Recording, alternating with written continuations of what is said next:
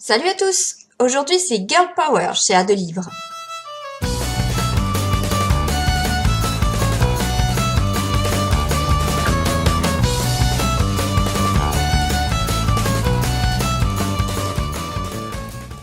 Lady Mechanica est l'héroïne d'une bande dessinée à son nom, dont 3 tomes sont sortis en français pour le moment.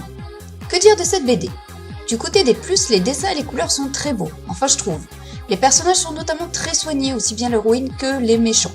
L'immersion est garantie pour les fans de l'esthétisme steampunk. Les points négatifs maintenant.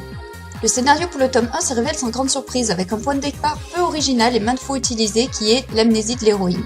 Le tome 2 est décevant en termes de quantité, toutefois complété par une série d'illustrations en fin de volume. Les 2 premiers tomes auraient pu être regroupés puisqu'appartenant à la même histoire. Le 3e tome entame une nouvelle intrigue teintée d'exotisme, d'alchimie, d'archéologie mystique et de péripéties décoiffantes à la Indiana Jones. Le design des nouveaux personnages est toujours sublime, s'y ajoutent des décors à couper le souffle.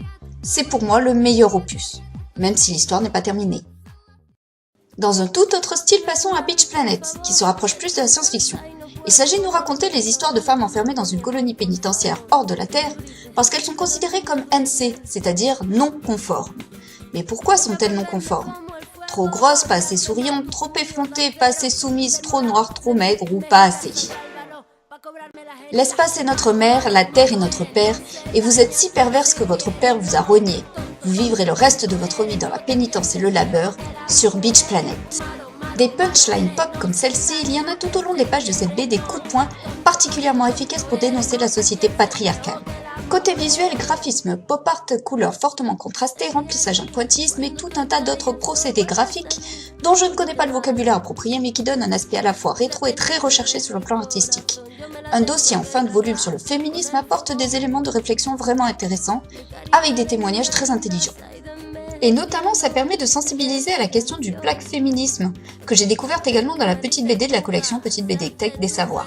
Et plus récemment aussi par rapport à la polémique d'un collectif afroféministe quant à l'organisation de festivals à Paris avec des ateliers non mixtes.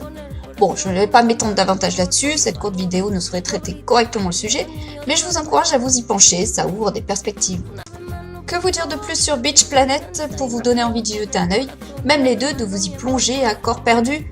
Sinon que tout le monde peut la lire et en retirer quelque chose, c'est certain. Et aussi qu'elle est cool, trash, vivifiante, qu'elle prend aux tripes et donne envie de hurler de rage ou tout simplement de lire le tome 2 qui vient d'atterrir dans ma boîte aux lettres. Encore un autre univers avec Monstress qui nous donne à voir une imagerie d'inspiration Art Nouveau avec des touches de steampunk aux influences asiatiques. Cet environnement se prête d'ailleurs très bien à la mise en scène de personnages féminins. La splendeur des décors réalisés avec beaucoup de détails et de soins met en valeur des êtres tout aussi somptueux dans un monde onirique et sombre.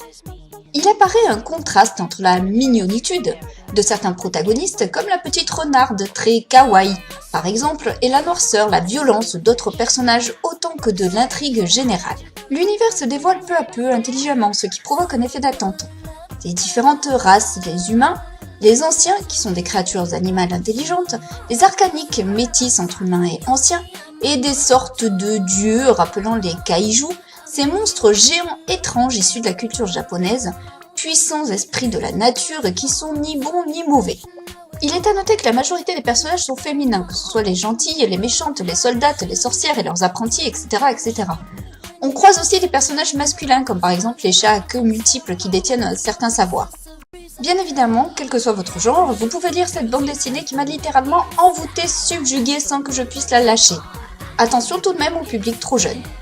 La sortie du 2e tome est prévue pour octobre 2017. Voilà, c'est fini pour cette modeste sélection de livres qui offre une juste place à des personnages féminins, mais qui pour autant abordent des sujets variés sans jamais tomber dans la mièvrerie, bien au contraire. Et bien sûr qui peuvent être lus par tous et toutes. Merci à ma mère pour la poupette steampunk et à ma copine qui se reconnaîtra pour m'avoir offert la BD sur le féminisme. Et bonne journée lecteurs et lectrices!